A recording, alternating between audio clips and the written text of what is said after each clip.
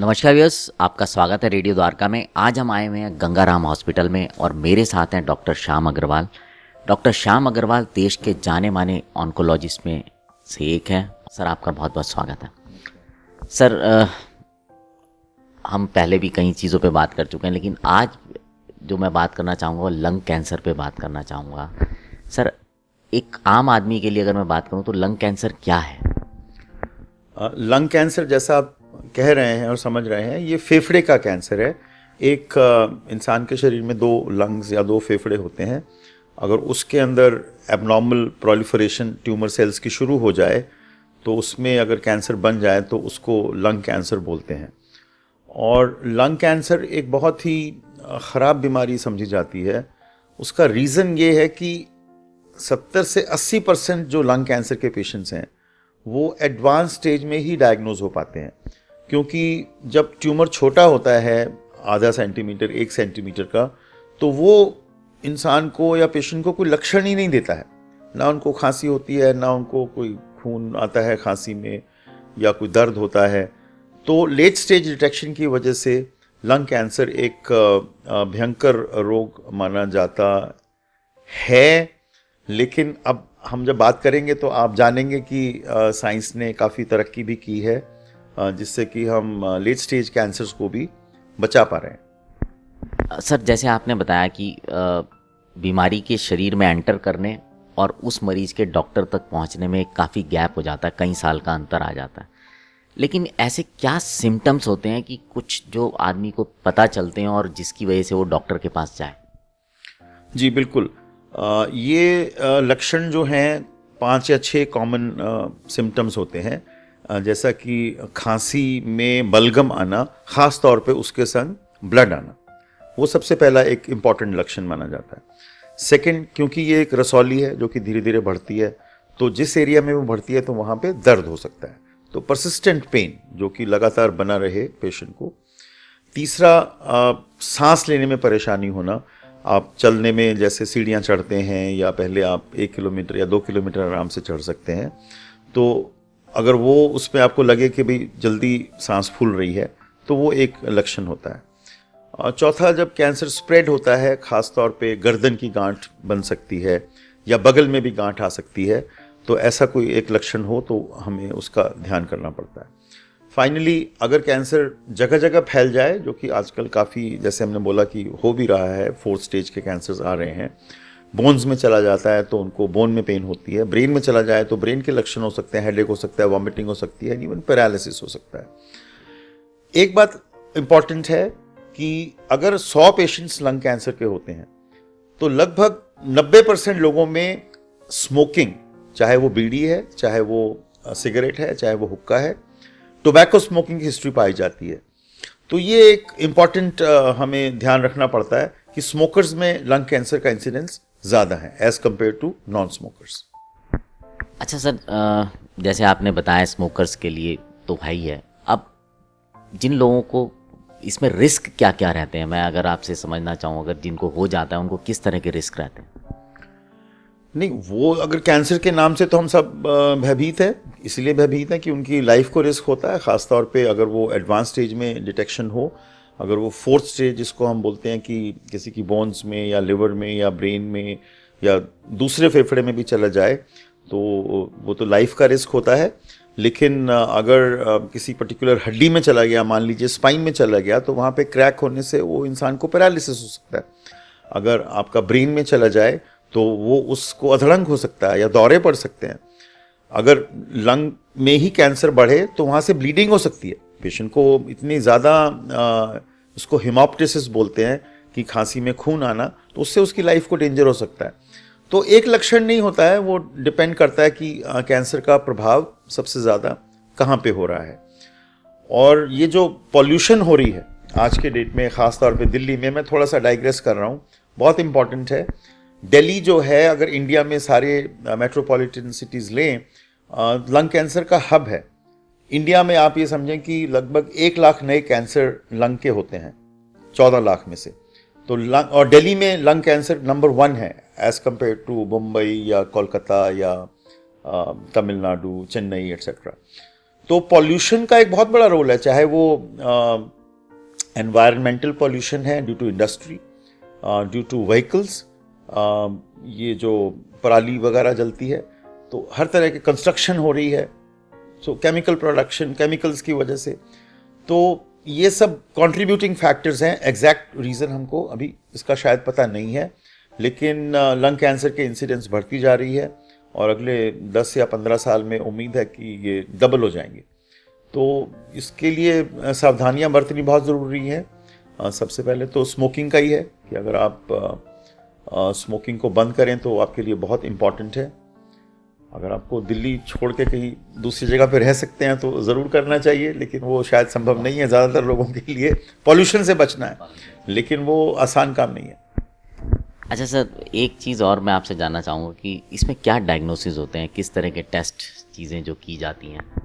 ये बहुत ही इम्पोर्टेंट सवाल है, क्योंकि इंडिया में ट्यूबरक्लोसिस लंग्स की बहुत कॉमन है, और जो सिम्टम्स हैं लंग कैंसर के और लंग की ट्यूबरक्लोसिस के वो सिमिलर है। तो छोटे शहरों में, गांवों में अगर किसी को खांसी होती है, थोड़ा बुखार होता है, सांस फूलती है, ख़ास तौर पे स्मोकिंग की हिस्ट्री है, और एक्सरे में एक निशान आ जाती है, सिंपल एक्सरे यूजुअली लोग कराते हैं, डॉक्टर्स करा ही लेते हैं। तो सबसे पहले इंडिया में, नॉर्थ इंडिया में या all over the country tuberculosis की दवाई को दे दिया जाता है इस उम्मीद में कि शायद ये ट्यूबरक्लोसिस ना हो, लेकिन वो भी एक रीज़न है डिले होने का। तो अगर किसी पेशेंट को 3 या 4 सप्ताह के लिए सिम्टम्स खांसी के और लंग से रिलेटेड परसिस्ट कर रहे हैं जो हमने बताए, तो आपको डॉक्टर के पास जाके x ray, CT scan of the lung कराना चाहिए। उसमें डिटेल्ड आती है शैडोज की कि क्या लंग्स में दिख रहा है। लेकिन बायोप्सी डायग्नोसिस या नीडल डायग्नोसिस सबसे इम्पॉर्टेंट है, जिसके बिना कि कैंसर कंफर्म नहीं होती है। अगर किसी पेशेंट को बहुत ज़्यादा थूक या बलगम आ रही है तो उसमें भी कैंसर सेल्स को हम देख सकते हैं, जैसे टीबी के कीटाणुओं को देखते हैं। तो आजकल एक टेस्ट है जिसको बोलते हैं पेट सीटी स्कैन। वो सारे शरीर की स्कैनिंग होती है, जिसमें कि ब्रेन से लेके पैर तक स्कैनिंग हो जाती है। उससे हमें ये पता लगता है कि आपकी स्टेज क्या है, क्योंकि अगर वो केवल लंग्स में है तो उसको आप स्टेज 1 कह सकते हैं। अगर लंग्स के बाद वो गांठों में चला गया है, ख़ास तौर पे सेंटर में जो गांठें होती हैं, तो स्टेज 2 या 3 कहते हैं। और चौथी स्टेज तब होती है जब वो शरीर के विभिन्न भागों में फैल गया है, जैसे बोन्स में या लिवर में या ब्रेन में। तो 4 स्टेजेस लंग कैंसर की होती हैं।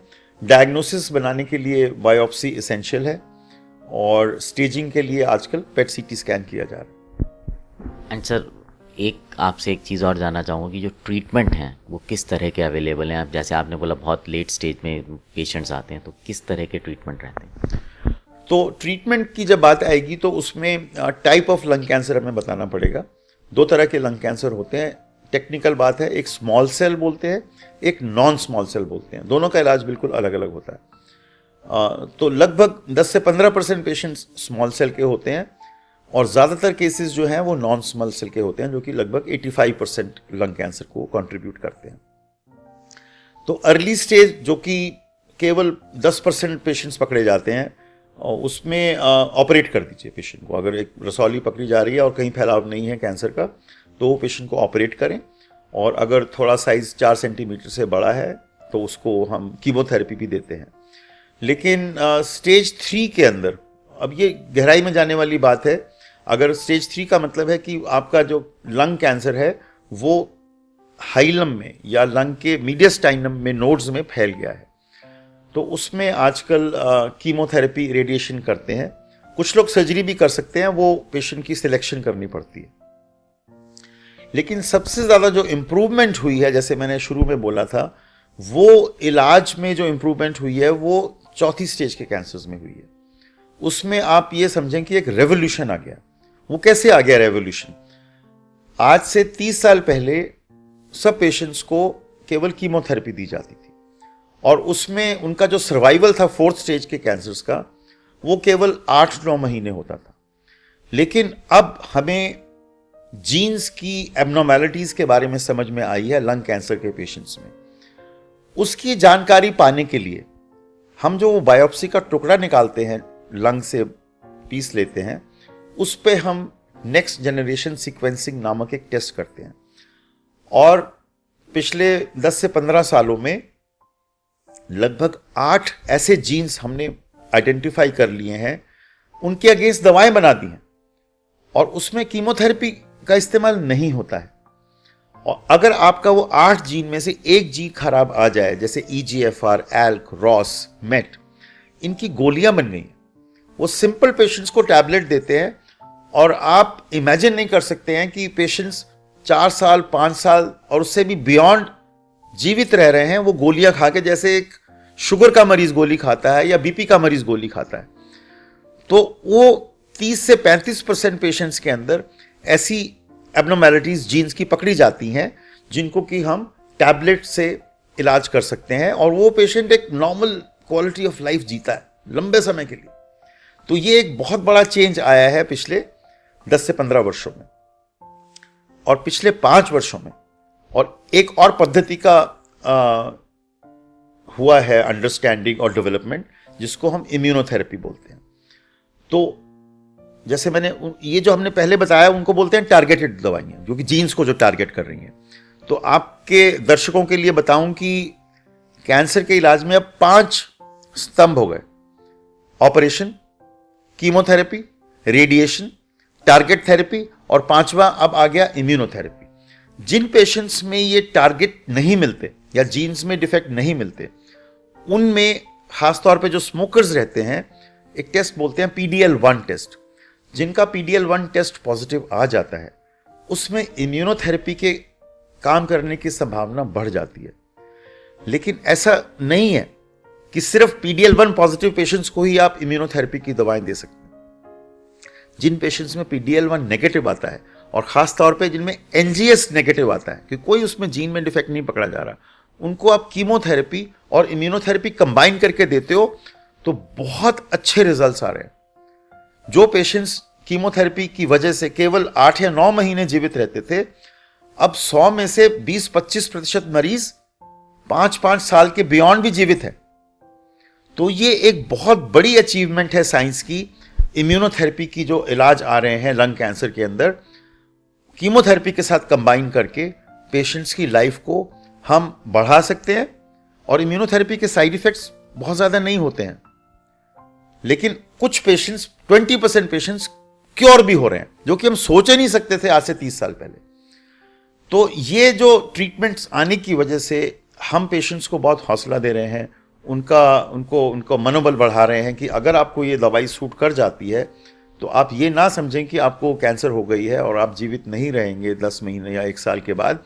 अगर आपका नंबर 20% में आ जाए तो आपकी लाइफ जो है वो एक नॉर्मल हो सकती है, चाहे वो टारगेट दवाई है, चाहे वो इम्यूनोथेरेपी है, चाहे वो कॉम्बिनेशन है। और अगर अर्ली स्टेज में पकड़ा जा रहा है तो ऑपरेशन या रेडिएशन के जरिए हम लोग क्योर कर सकते हैं। तो ये चीज़ें जो हैं पिछले, जैसे आपको मैंने बताया कि 5 से 10 वर्षों में बहुत एक नया एक चेंज आ रहा है कैंसर लंग के इलाज में। सब बहुत बहुत धन्यवाद। आपकी जानकारी जो दी है बहुत ही डिटेल में, और मुझे पूरी उम्मीद है जो भी दर्शक इसको सुनेंगे उनको फ़ायदा देगी। सो यस, अब आपसे विदा लेते हैं। बने रहें रेडियो द्वारका के साथ। Thank you.